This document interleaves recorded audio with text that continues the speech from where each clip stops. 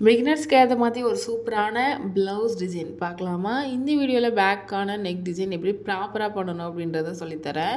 So அடுத்தடுத்த வீடியோவில் sleeve டிசைன்லாம் பார்க்கலாம். அதுக்காக ஃபஸ்ட்டு வந்து கழுத்தோட இறக்கம் நமக்கு எவ்வளவு தேவையோ அந்த அளவு வச்சு நான் கட் பண்ணி எடுத்துக்கிறேன். இப்போ மெயின் ஃபேப்ரிக் எடுத்துக்கிறேன்.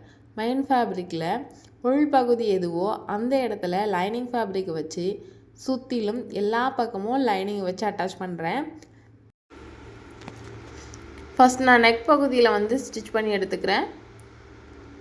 அதுக்கப்புறம் பாடி ஃபுல்லாகவே ஃபினிஷ் பண்ணி எடுத்துக்கிறேன்.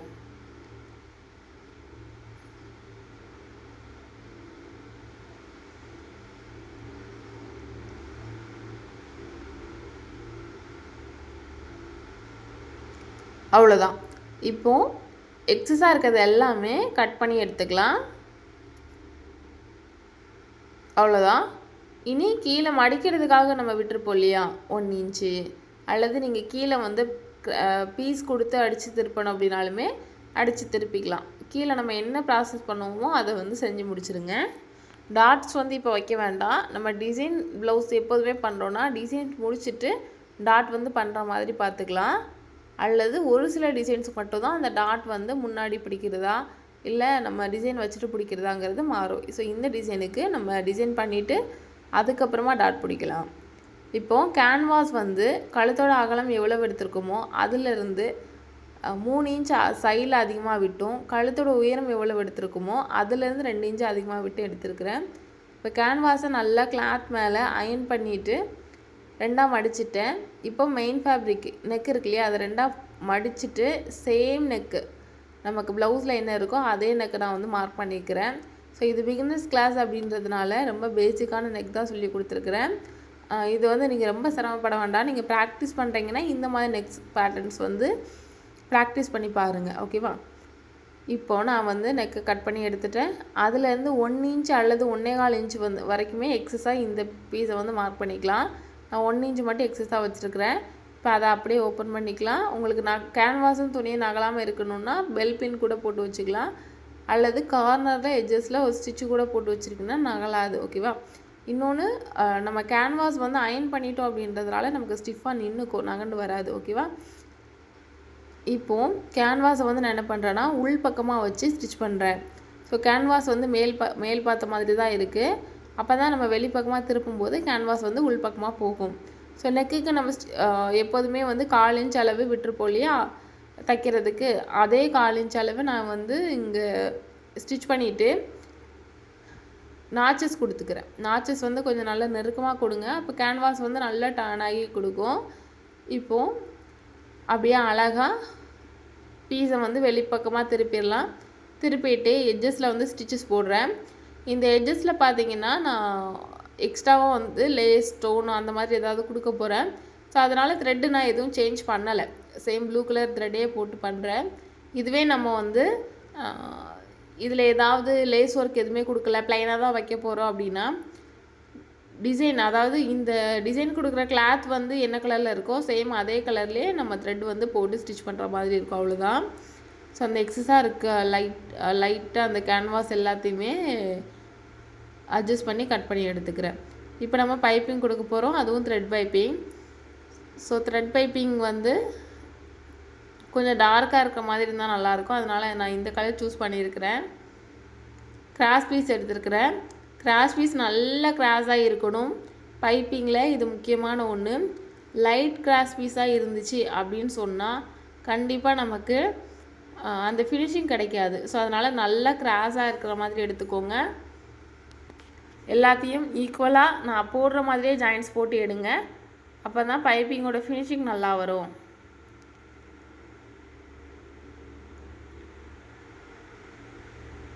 அவ்வளோதான். மிஷின்லேயுமே வந்து சிங்கிள் கைடு வந்து சேஞ்ச் பண்ணிக்கோங்க.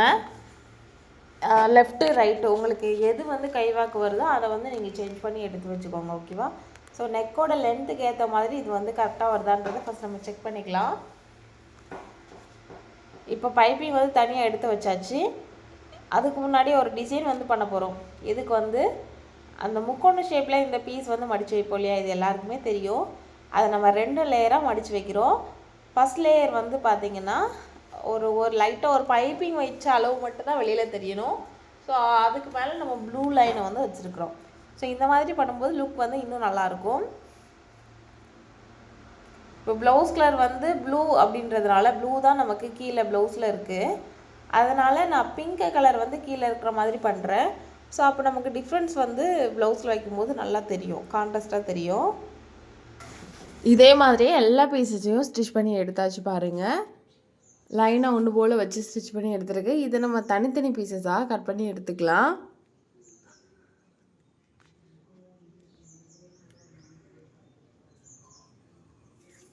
அவ்வளோதான். இப்போது இதோட எட்ஜஸை தையலுக்கு கீழே கட் பண்ணி எடுத்துக்கிறேன். ஏன்னா இது ஈவனாக இருந்தால் மட்டும்தான் நம்மளால் ட்ரெஸ்ஸில் வச்சு நம்ம அட்டாச் பண்ணும்பொழுது கரெக்டாக வரும். அதுக்காக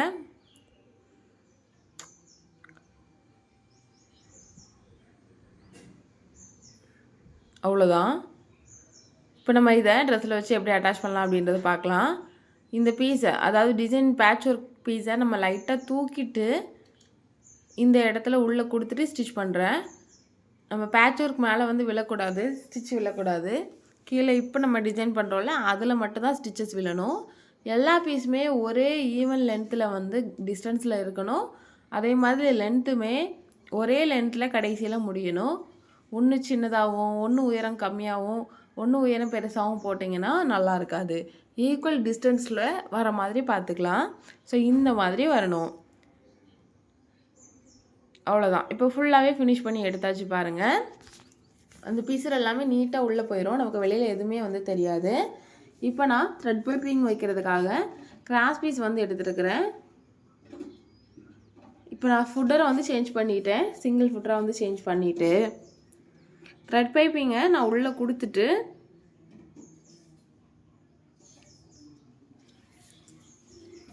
ஸ்டிச் போடுறேன். ஸ்டார்டிங்கில் அந்த த்ரெட் பைப்பிங்கை கொஞ்சமாக வந்து வெளியில் இழுத்து விட்டுட்டு அதுக்கப்புறமா இந்த மாதிரி ஃபோல்ட் பண்ணலாம்.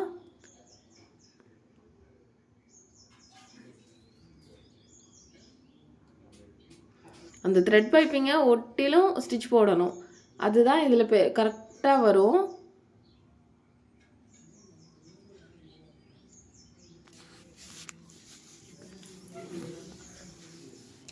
இந்த இடத்துல நீங்கள் ஸ்டிச் போடுறத கரெக்டாக போட்டிங்கன்னா அடுத்தடுத்த ப்ரொசீஜர் கரெக்டாக வந்துடும். கேப் இல்லாமல் நல்ல நெருக்கமாக த்ரெட் பைப்பிங் ஓட்டி ஸ்டிச் போட்டுட்டோம், அவ்வளோதான். இப்போ லைட்டாக ஈவனாக கட் பண்ணி எடுத்துக்கிறேன். ஸோ இப்போ பாருங்கள், த்ரெட் பைப்பிங்கை நான் என்ன மாதிரி வைக்கிறேன் அப்படின்னு. அந்த பிங்க் கலர் அந்த பேட்ச் ஒர்க்கு மட்டும் நான் தனியாக எடுத்து அதில் தான் நான் அட்டாச் பண்ணுறேன். த்ரெட் பைப்பிங் வந்து அந்த பேட்ச் ஒர்க்கோட உள் சைடு வர மாதிரி வச்சு நம்ம ஸ்டிச் பண்ணணும். அப்போ தான் நமக்கு திருப்பும் போது கரெக்டாக ஓரத்தில் நமக்கு தேவையான இடத்துல அந்த பேட்ச் ஒர்க் வந்து கிடைக்கும். ஸோ இப்போது அந்த பிசுரெல்லாம் உள்ளே திருப்பிட்டேன்.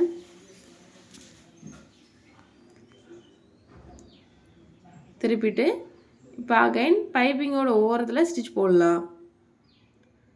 ஸோ நல்லா கவர் பண்ணி பிசுறு எதுவுமே வெளியில் தெரியாத அளவுக்கு நீட்டாக அழகாக ஸ்டிச் போடலாம். ஸோ இந்த ஸ்டேஜ் வரைக்குமே நம்ம சிங்கிள் கையில் தான் வந்து ஸ்டிச் பண்ணுற மாதிரி இருக்கும். டபுள் கையில் ஸ்டிச் பண்ணலாமா, இதே ஃபினிஷிங் கிடைக்குமா அப்படின்னா அது கம்மியாக தான் கிடைக்கும். ஏன்னா அந்த பைப்பிங் வந்து நமக்கு ஸ்டிச் பண்ணுறதுக்கு ஃபினிஷிங் சரியாக வராது.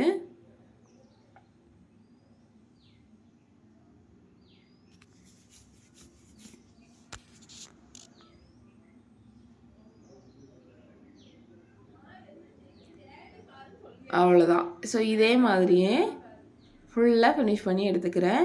இப்போ நமக்கு நீட்டாக ஒரே போலவே கிடச்சிருச்சு பாருங்கள்.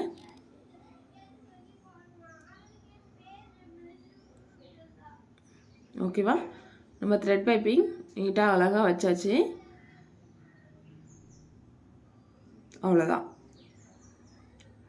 சூப்பரான பேக் நெக் கிடச்சிருச்சு. இதை நம்ம இன்னும் அழகு ஏற்றுறதுக்காக நெக்கோட ஓரத்தில் ஸ்டோனும் அதுக்கப்புறமா பைப்பிங்கோட ஓரத்தில் லேஸும் வச்சு அட்டாச் பண்ணி எடுத்துருக்குறேன்.